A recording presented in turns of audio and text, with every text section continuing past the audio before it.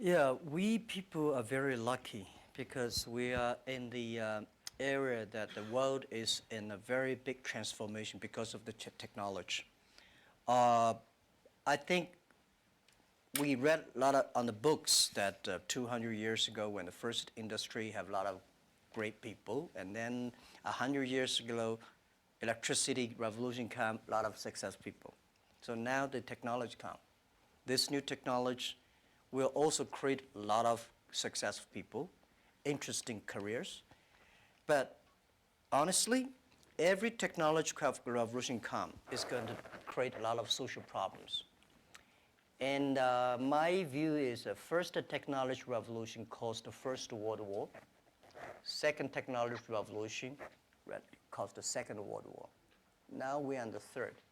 So what is going to happen? People worry about artificial intelligence.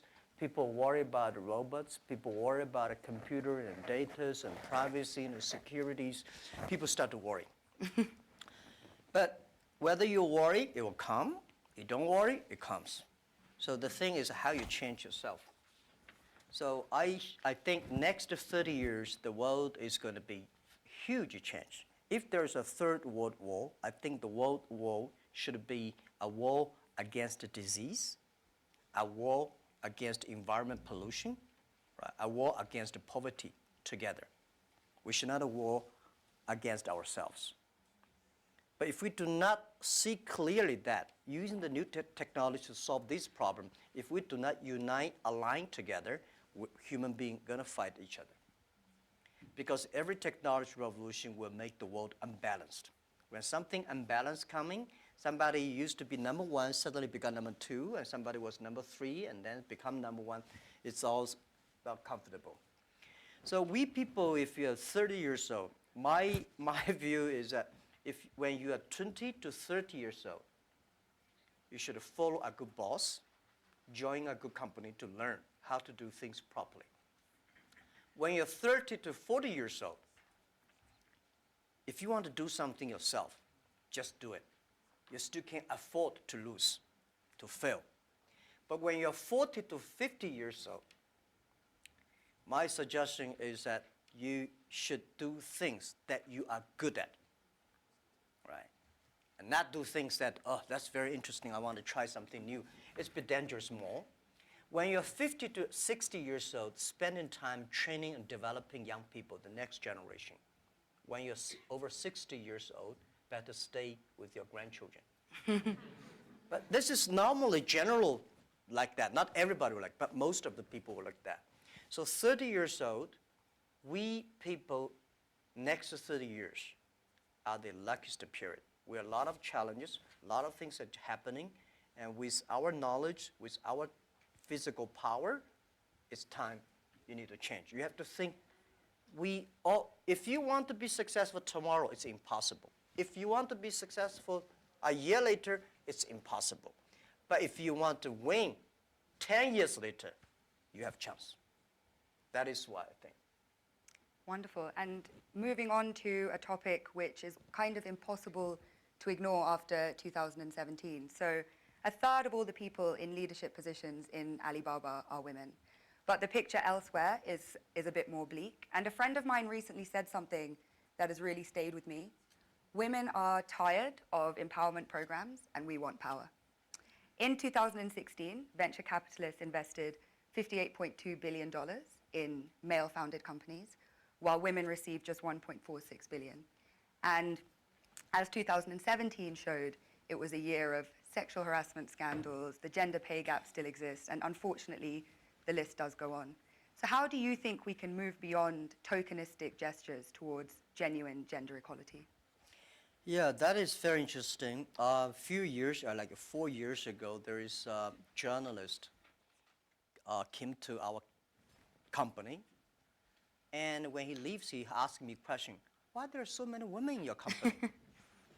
And I never realized we have so many women in our company. I said, anything wrong? Today, we have a 49%, close 49% of the employees of our company are women. That's a lot for a high-tech company. It's not on purpose we hire women. We think they are great in helping us to grow. Alibaba is an e-commerce company. E-commerce is a service industry. To serve people better, you should have a service heart. We find that women doing much better jobs than men. And the second is that last century, people compete because of muscle. No, not this century is not muscle, it's the wisdom. And next is, I believe, if a person wants to be successful, you should have a high EQ. But if you don't want to lose quickly, you should have a high IQ. But if you want to be respected, you should have high LQ, the Q of love. So those three Qs put together, a lot of men, they have a high IQ but low EQ, and a very tiny LQ. Women, balance-wise, they're the best. If you want your company to be successful, if you want your company to operate with wisdom, with care, women is the best. In my company, we notice that women, they care others much more than men. Even on our site, today on shopping site, e-commerce, we find women buy a lot of things. But they buy for their husband, their parents, their kids. Men only buy for themselves mostly. Because you care, that makes you the difference. So we have 49% of the colleagues in the company are women, and close 37% of the senior management are women. We never feel anything wrong, and women, they sacrifice more. When they love it, they believe it, they continue to do it. So I think one of the secret sauce for Alibaba to be successful was success in the past 18 years because we have so many women colleagues. And the other thing is that we feel so proud. And most of the time you see I go out, I never realized that when we count always 50% of women with my delegation, my team. Because we never think they're women, we think they're great colleagues. So if you try to say, now we got too many men, so we have to put some women inside, that's a disaster for both sides. So what would your advice be to companies that operate a little bit more on that quota-based system but seem to be not making progress or not having such kind of representation? When you have a quota-based, you must have a lot of women. You will never reach that. I think if a company full of men, trust me, this company cannot be sustainable, cannot keep on growing. Because just like a steel, if you don't put wood inside, this steel is too tough. It's easy to break. So when you have a woman and man in the same company, when something happens, the women are for example, one of the value for our company is that the number one value is customer number one, employee number two, shareholder number three. This is everywhere I go. Wall Street did not like my point, but this is what I said, If you like us, invest in us. If you don't like us, please sell our stocks. Don't buy us. We believe customer number one, employee number two, shareholder number three. But when we start to compete, men suddenly get very angry, and they start. And women always come and say, no competition. Let's think about customer number one. Most of the women, they believe in the first day dream or first day love. Most of the men, easy to forget. I'm sorry, it's not I say bad about men. This is statistic. This is statistic. This is why our company works the balance. And it's naturally happening. It's not like so a lot of people have a tendency, man is better in doing things. But we think that even if man is better, we still have to hire the woman inside. And then the women have enough women will hire people more. So this is how we did it. So I don't know how many high-tech companies in the world like us, 49% colleagues are women. We feel proud of that. As you should be, and I think it's a very strong message to send out to, like I say, other companies that have a range of reasons for why that's not the case, because clearly you've been able to build the most successful one with that being so. So you just came off stage after giving a talk about digital e-commerce and what needs to happen for small businesses and entrepreneurs to benefit from globalization. At a time when globalization once again is being questioned, is it really delivering for the most vulnerable? Is it delivering for people in the global south, etc.? So what is your message to people in this room kind of about globalization, really? I think globalization cannot be stopped. Nobody can stop globalization. Nobody can stop trade. And I believe if trade stops, war starts. Trade is the way to solve to dissolve the war, not to cause the wars. I think globalization did a fantastic job in the past 30 years. Enriched a lot of countries, but of course, caused a lot of problems, right? Young people did not have opportunities. Small business have not opportunities. Developing countries were neglected. But it's only 30 years. It's a baby. It's a growth. You have to improve it. If you do not improve it, then you kill it. It's easy. Most of the time, to kill something is much easy. So my beliefs, it's our generation's job. Today, we have a better technology. We have a better knowledge about globalization. And it's our generation's responsibility or opportunity to improve it. Tell me, how can you stop globalization? Now, artificial intelligence come, robots come. My grandfather worked 16 hours a day, and he said he was very busy. We work 8 hours a day. We said we are very busy. Our children may only work 3 hours or 4 hours a day for 3 days a week. I bet they will say, oh, we're very busy. Then when you work only 3 hours a day and 4 days a week, what are you going to do? You're going to travel around, right? You cannot stay in the home for a week. You will travel. 30 years ago, normal life, you visit 20 to 30 cities whole your life. 30 years later, in your life, you will visit 300 cities in your life because of mobile. How can you stop it? It's impossible. So thinking about that, the only thing is to improve it, to make it simple. Global trade should be simple, should be modernized, should be giving inclusive. Everybody have the opportunity.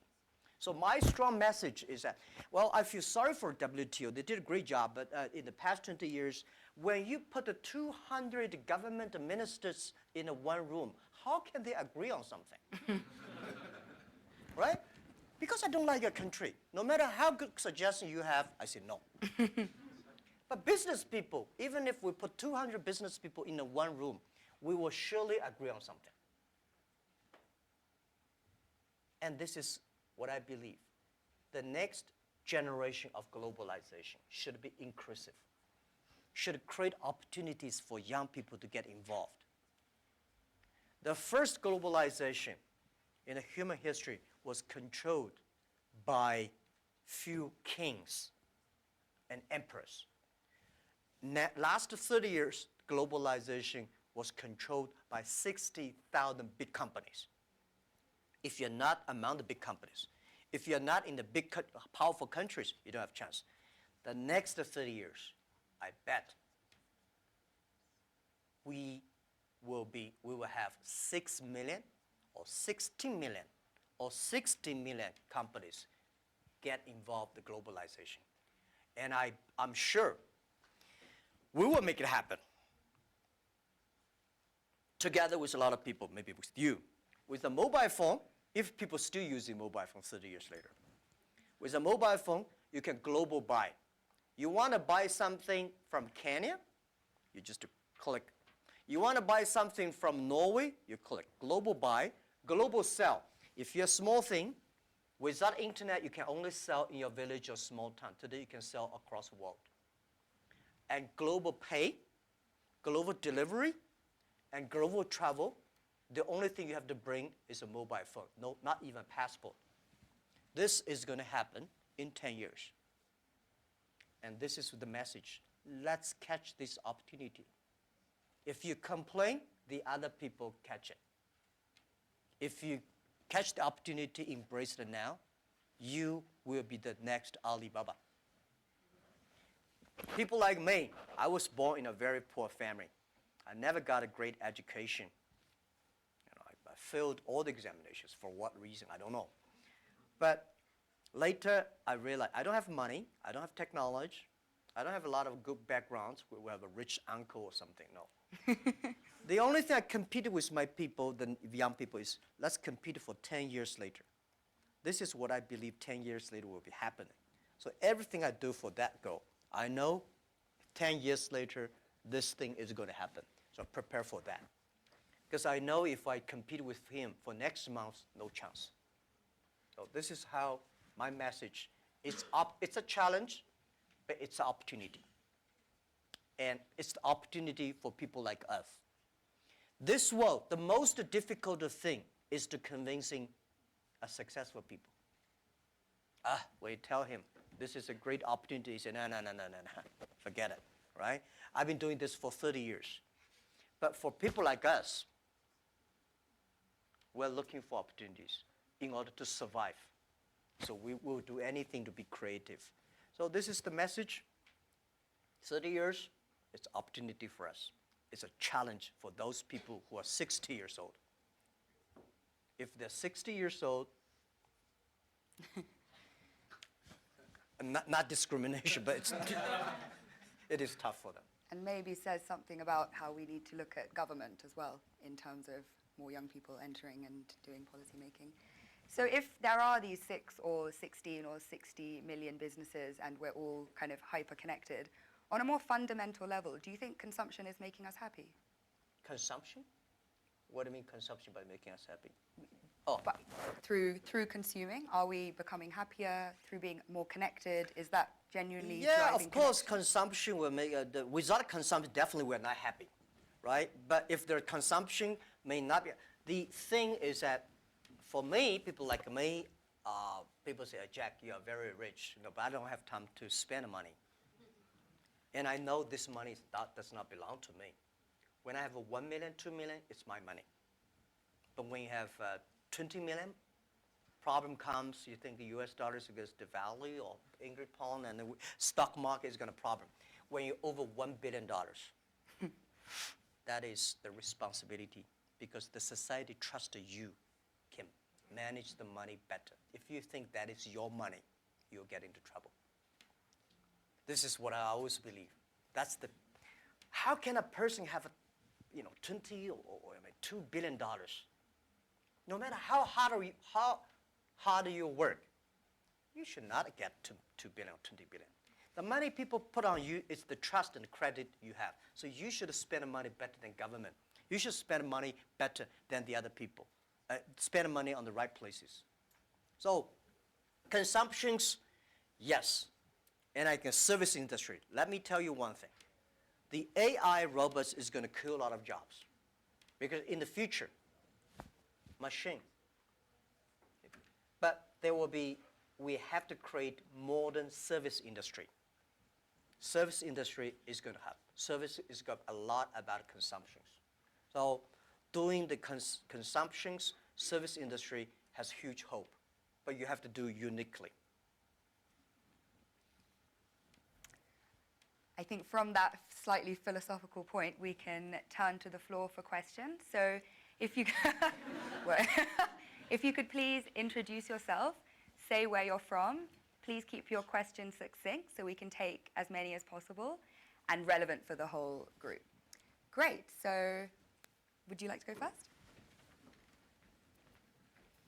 Hi, my name is Parv. I'm a global shaper from Chicago. And you just talked about philanthropy, and I'm curious if you could talk about how you see your role is changing in the giving space, particularly given the fractured world we live in.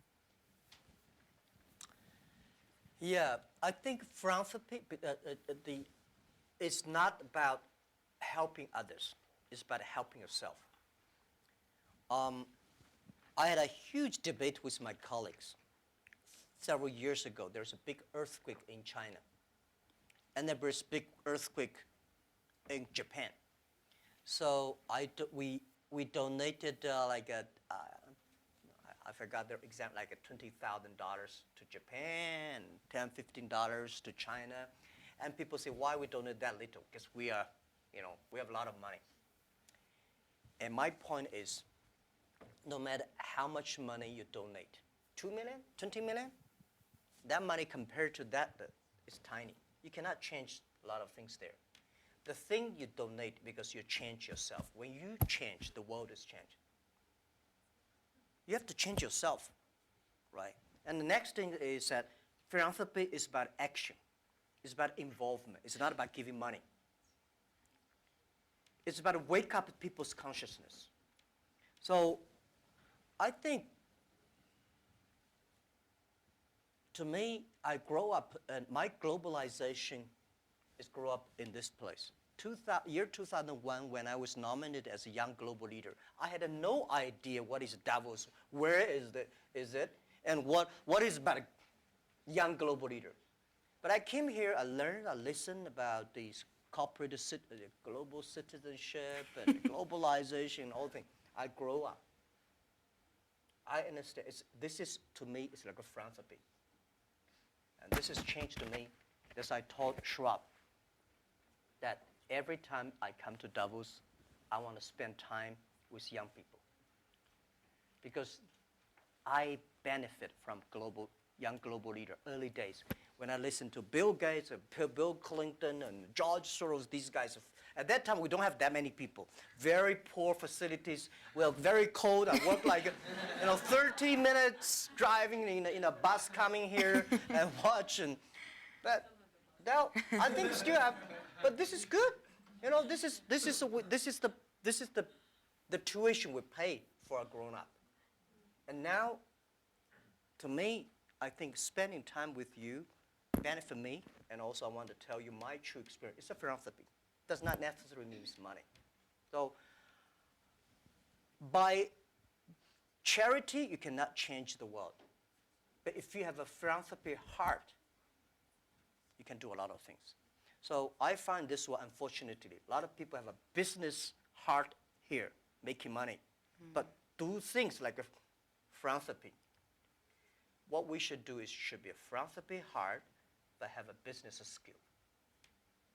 I hate a lot of people do the opposite. They want to make money, but they talk like a philanthropy. And they do like a philanthropy, waste a lot of money. So this is what I mean, and it's, if you want your team to continue to work with you all your life, you have to plant the seed of care the world, care others. The first day they join. I don't like a lot of companies make a lot of money because making pollutions and counterfeit products. By end of the year, donate some money. This is no good. Business, the philanthropy idea should be buried into the business model. That's, yeah. Philanthropy of heart, I think, a message that young people can take forward. Please. Hi, my name is Iman. I'm a global shaper from the Jeddah Hub in Saudi Arabia. My question is, as a young boy, did you envision that your life would be like this? Did you have intuition about this? And if so, do you think the belief helped in achieving such great success? As a young boy, I never thought, as a young boy, even today, I never thought I would be here. Honestly, I never thought. But as a young boy, when I look back, every problems I met when I was a kid benefited me. I failed so many times. People probably know that I'm applying jobs for so many jobs, over 30 jobs, all rejected, not even got a chance. 24 of us were interviewed for a KFC job. 23 accepted. I was the only guy rejected. 6 people went for looking for a police job. 5 accepted. I was the only one. My cousin and I applied job as a server in a 4-star hotel in my city. We wait a long queue for 2 hours. He was accepted. I was rejected. So my mother looked at me, huh? you know, because, but I know this is a training course for me. Before my 30 years old, I'm a failure. People lose, but I never give up. I think there is an opportunity there. And then I was a teacher later. I graduated from university. I was a teacher in the university for 6 years.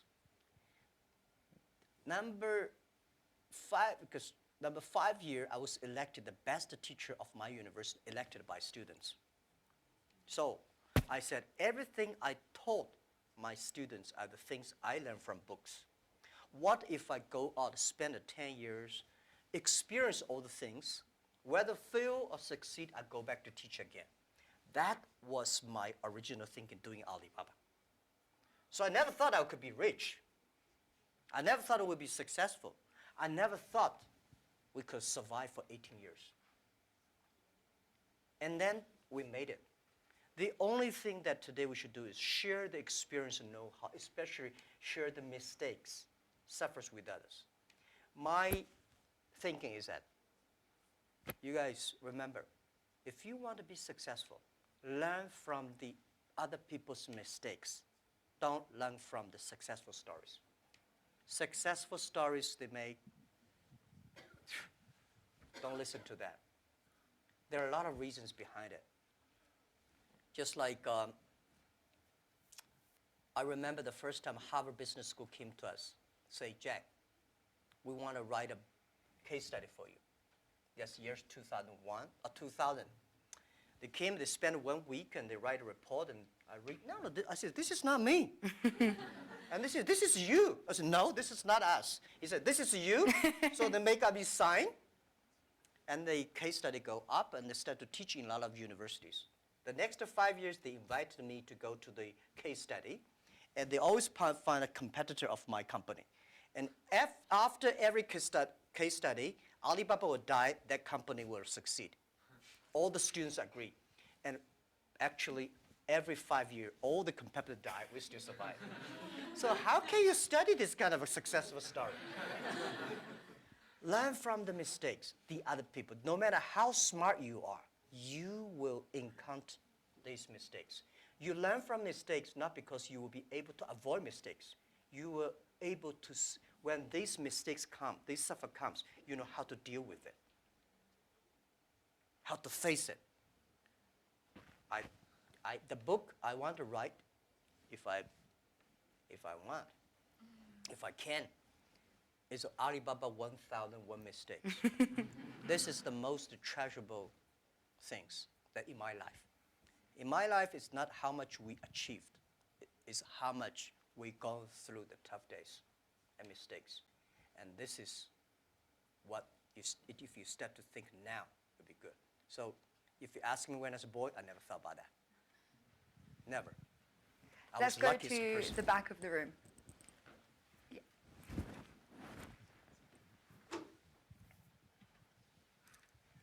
Fan Lin, YGL from Shanghai.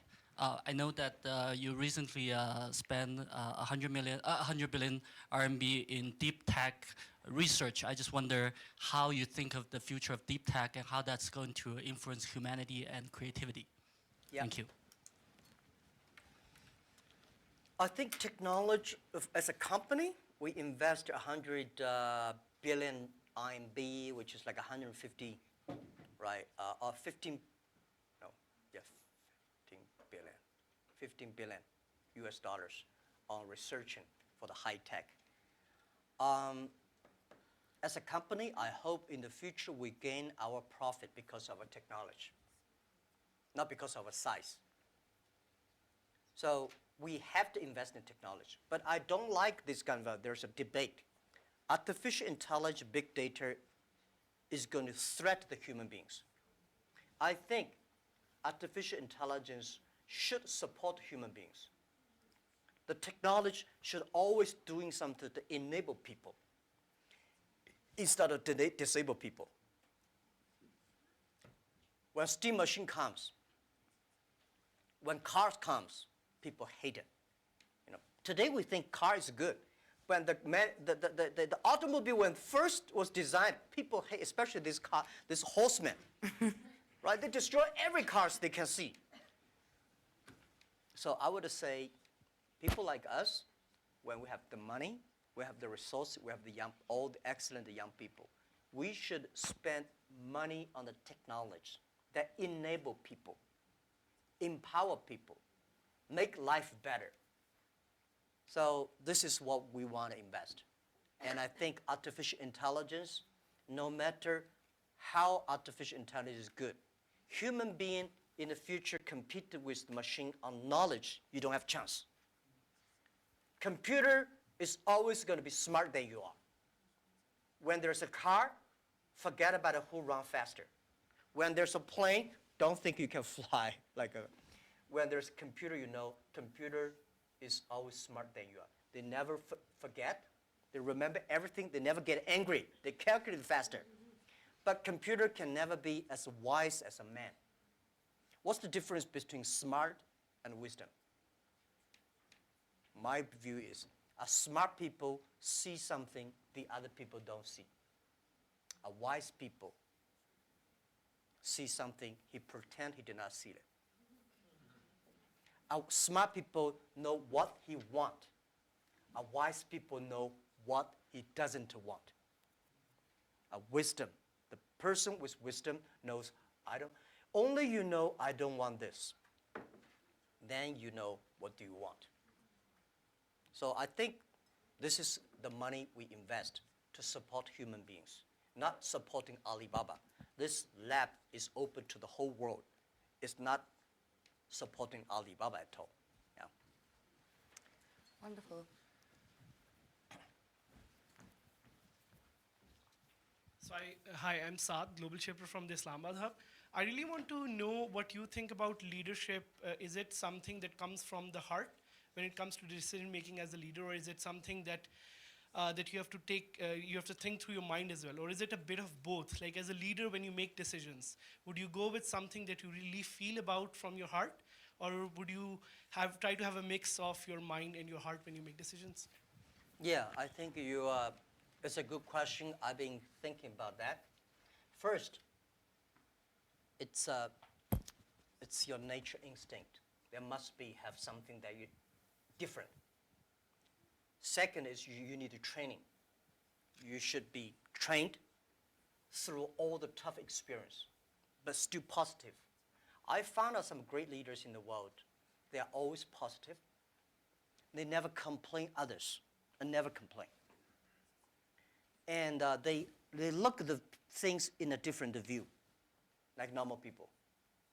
So I think people in my company, at the beginning, they don't like me because I'll always think about 10 years, 5 years.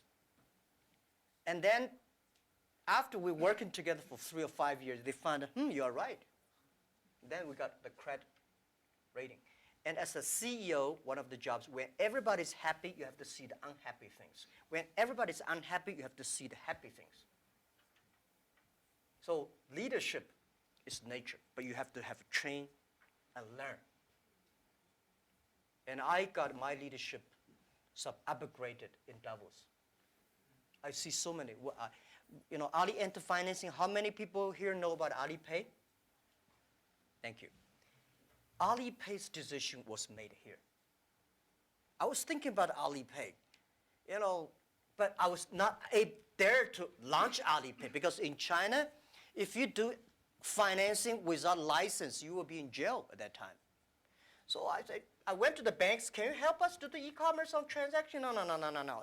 No banks would accept it. So if there will be no Alipay, no financing, the e-commerce would go nowhere. So year 2004, I was here. Listen to a speech by 2 state leaders about leadership. And this guy said, leadership is about responsibility. You believe it, but the people don't believe it. But if you think it's so critical, you should pay any price to do it. So that day changed my mind, and I called back to my team, say, let's launch it within 1 month. If somebody has to go to the jail, I go to the jail. Who will be the second one follow me? If I go, you continue, and you go to the jail, you go continue. That was called the leadership determination. And year 2004, I made a decision here, I called it back. And now today the Alipay launched, and it's so big, over 800 million people today using Alipay globally. This is called, yeah. Wonderful. Shall we take one from YGL to be fair? Any questions? Yeah, please. Hello, my name is Pablo from Costa Rica, YGL. And given your perspective of caring and being a trustee of all this, what do you do for self-care and also maybe within your company? Because earlier on, often you can cut through sleep or other things in a silly way, and you realize that if you plan for the long term, one also has to take personal care, be either mindfulness or prioritizing better. And how are you doing this, and how do you promote that in your company? Well, I'm lucky that I have 18 co-founders, and most of them my students. When in my apartment, I told them my dream, my mission, and we videotape. Funny thing is that when Alibaba launched for the first day, I said, let's videotape everything. Every important meetings that we join together. The purpose is that someday, if we fail, we give the videos to the people to research why we fail. If we succeed, give the videos to the other people. So we have almost a whole house of videotapes. So the first videotape, I speak for 2 hours, and those guys look at me. Okay, so that's what you want to do? I said, yeah, this is what I want to do. I was the first. I know nothing about technology. I know nothing about management. I know nothing about, but the only thing is that you don't have to know a lot of things. You have to find the people who are smarter than you are. My first way is always find people who knowledge on computer smarter than I am. Accounting, smarter than. For so many years, I always try to find the people smarter than I am. And when you find so many smart people, my job is to making sure the smart people can work it together. And then if smart people can work it together, it's easier. The vision they will believe. Because if stupid people can work it together easily, smart people can never work together. But stupid people work it together easily, they don't believe the vision. The people who believe the vision, but they don't work together.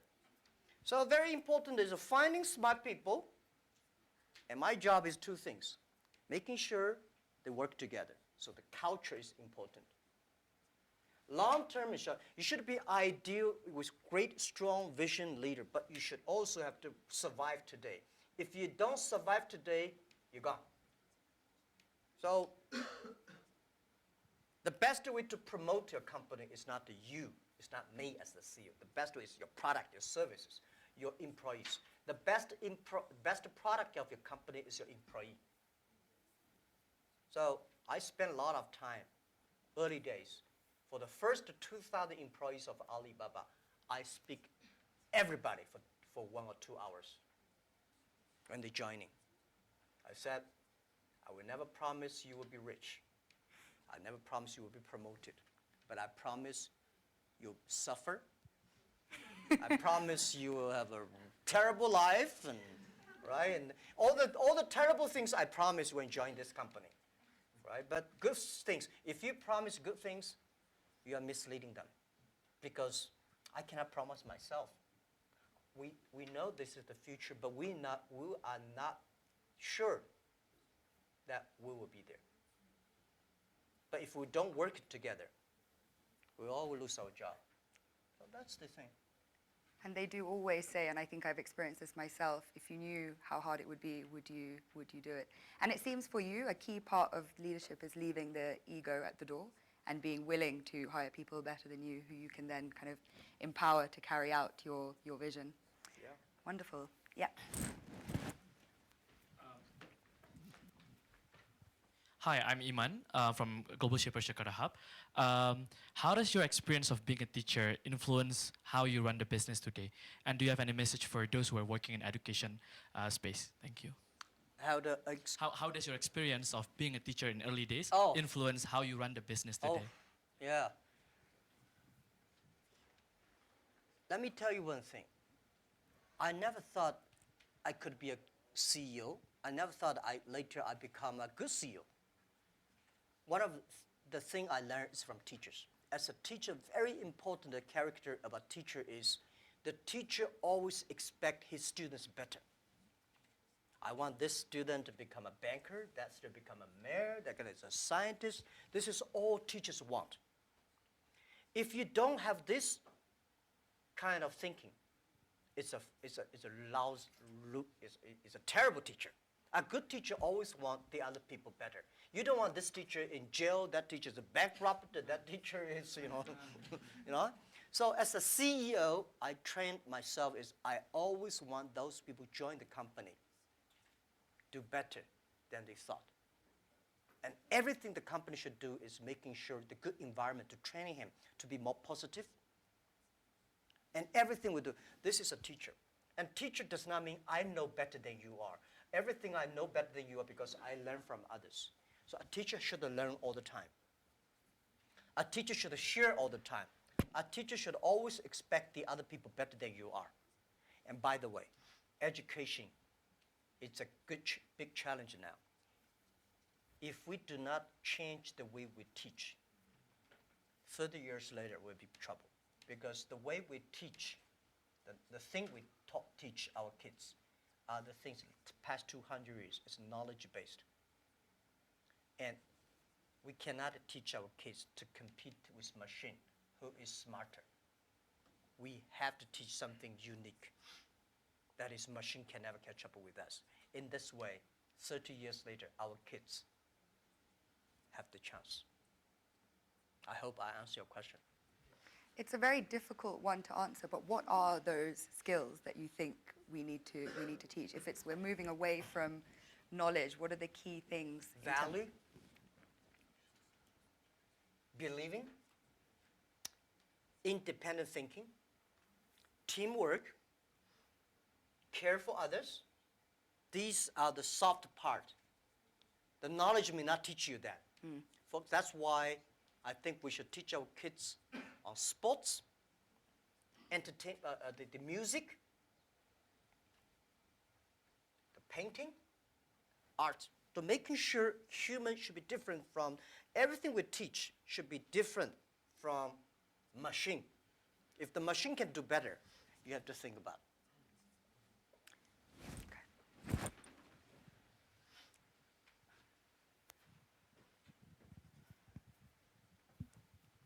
Hi, this is Hashim Al-Musawi from Manama Hub, Bahrain. Talking about education and the Fourth Industrial Revolution, we have been talking about people losing their jobs or they are not qualified enough with the skills needed. What are you doing for the people within your company to get up to date, to get continuous learning, to know what's the technologies needed for the future? Thank you. Okay, luckily I don't have to do a lot of these kind of things in my company because we are fighting every day for the future. We know if we do not work hard, Facebook or Google and Amazon, all these are going to do better, right? So this is why we are globalized. It's a competition globalized. But we know that it's not about technology competition. All the people today, not like 18 founders, we only have 2.5 people engineers. Today we have more than 25,000 engineers. They are all smart people. They do much better job than the 18 years ago. But the only thing I want to making sure that these people have a philanthropy heart. Because the data we have, the technology we have, if they do not have a great heart inside, we are going to make disaster for the world. Google, Facebook, Amazon, Alibaba, these companies, we are the luckiest company of this century. And we have the if we're lucky, we have the responsibility that we should have a good heart to do something good. But on the other thing I want to say is about that making sure that everything you do is for the future. For example, you know about Singles Day? Singles Day, shopping day, November 11 is the day we created.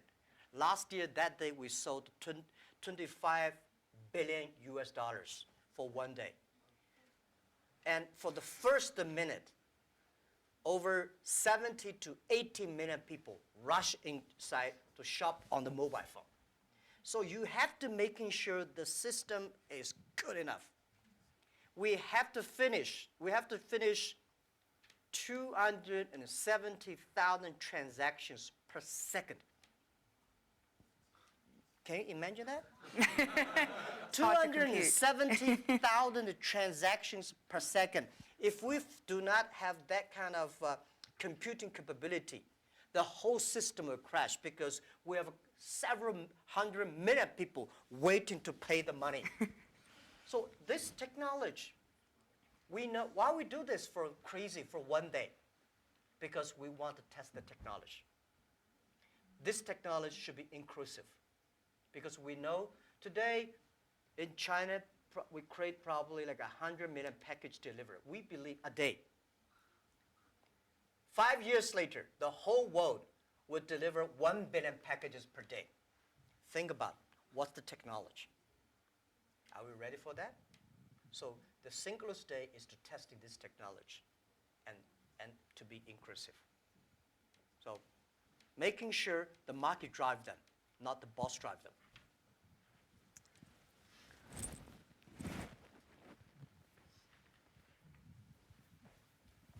Thank you, Harry. Thank you, Jack. Jesus Cepeda from Mexico, from the Monterrey Hub, Global Shaper. We have been talking a lot about our generation, and I really like the conversation about 30 years before, 30 years after. Actually, I have been hearing these days that we haven't had this snow in 30 years here. So the question is going to a quote of Professor Schwab. He said a couple of months ago to the Global Shapers that we're the first generation that is going to suffer about climate change, and we are the last one that can do something about it. So with your teaching passion, what are the 3 things that you are saying to educate the 10 million employees or the 100 million employees or everyone who's looking at this video to develop an environmental mindset, a spiritual mindset, a non-fragmented world mindset? Okay. First, let me say this. Every disasters, the environment disasters, is a reflect of human heart today. Because when we need too much, we destroy a lot of things.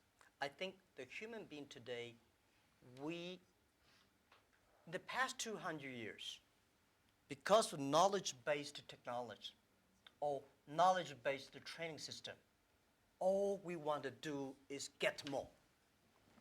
We want more things. We go to the moon, we go to Mars, we go this, we always outside looking. We human beings never inside looking. If you don't have the inside looking, you will never be wise. If you're not wise, you never know what you don't want. Today, human beings get much more than they expect they should have.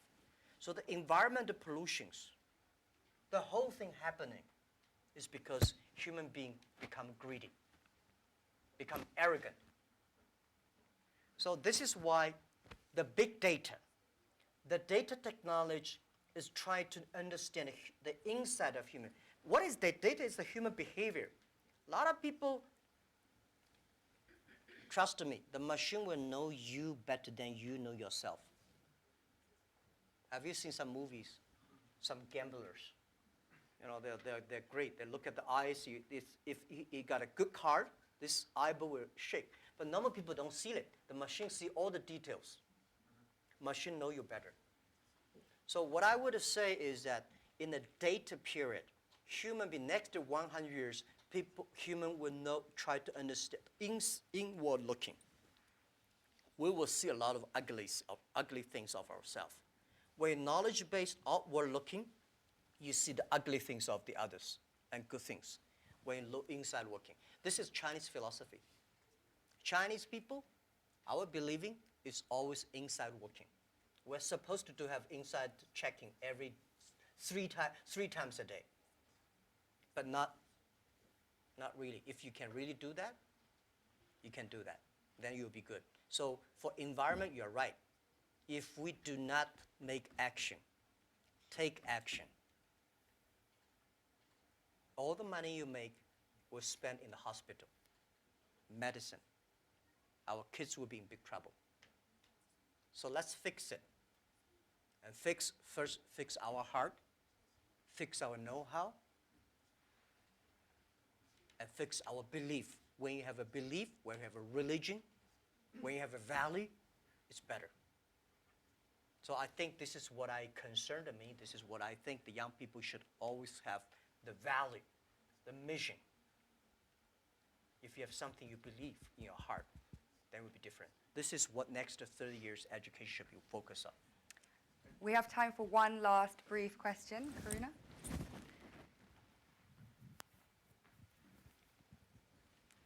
Thank you. This is Karuna from the Portals Hub, Mauritius. And my question is, you talked about your workplace culture. I'd like to have one or two examples, if possible, of how do you motivate your employees. And I'd like to throw in a last question is, how much do you sleep? Because this is such a controversial topic and I keep hearing different versions. Thank you. What about keep the different versions? Some people say you don't need sleep. I've heard CEOs sleep only 4 hours. Sorry, I've heard CEOs sleep only 3 to 4 hours, and whereas I've heard you need at least 8 hours. So yeah, I'm a bit divided, and I'd love to know your secret. Thank you. Yeah. How do I motivate, incentive or motivate my colleagues?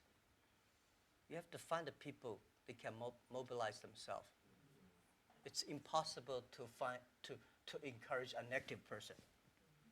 So the people you hire, the people work together, they have to be, or you cannot, we have 65,000 employees now, you cannot hire all of them that positive, but at least the people work with me. My management, leadership, several areas, they have to be positive. They have to know to incentive the others, because I cannot incentive everybody. And making sure the culture. So I think it would be very painful for me to talk to my vice president, and he need to be incentivized and mobilized every time, right? This won't work. If he does not know how to incentivize or mobilize his people, it's better. I don't think he will be the vice president. He should be a good engineer, good designer, but not a good leader. A good leader should know how, but not by only money. Most of people incentivized or mobilized not because you give them a lot of money. You give them respect, trust, appreciation, and correct, heartful advice. When you come to my meetings, internal meetings, you will be shocked because we are not like a lot of the other Chinese company. The boss say, everybody listen, take notes, and go down. We are like a war room. We make decisions based on whose voice is louder. Right? Early days, we fight and talk, and then making sure everybody speak up. Right. So this is also a way of mobilize and incentive. There are a lot of ways, and different people have a different way to send incentive. So this, how much time I sleep? Yeah, I have a problem. I sleep not very short, but not good. And I don't eat a lot. This is something that I was curious. I don't eat a lot. I'm a very picky on the food. And I don't know, sometimes I would love to see what the things that make me work like that. But for sure, that if I suddenly give me 1 month vacation, I'll collapse. I think there'll be something in my heart, maybe the mission. At the beginning, it's a mission of 18 people. Today, we have 65,000 people. They all believe the mission. So if I give up, I can give up my position, but I should not give up the mission. If I give up, everybody say, hey, no. So, and then especially today, Alibaba at this size, people continue to say, for this size, the growth rate will be tiny or down. So what's the 10, 20 years Alibaba will look like? If you want to be still be greater or triple our size, what the direction?